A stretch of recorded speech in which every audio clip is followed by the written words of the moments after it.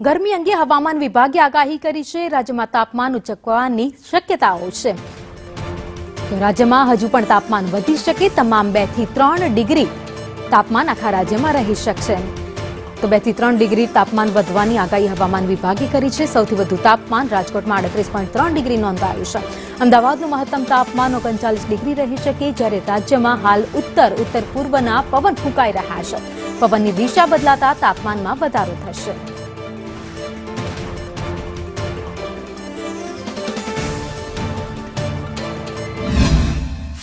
आने वाले 7 दिनों के लिए जो गुजराती स्टेट के लिए फोरकास्ट है उसमें ड्राई वेदर प्रिवेल करेगा। और मैक्सिमम टेम्परेचर की बात करेंगे तो आने वाले 4 दिनों के लिए मैक्सिमम टेम्परेचर में 2 से 3 डिग्री की बढ़ोतरी का पूर्वानुमान है। उसके बाद मैक्सिमम टेम्परेचर में 4 दिन के बाद 2 से 3 डिग्री के गिरावट का पूर्वानुमान है।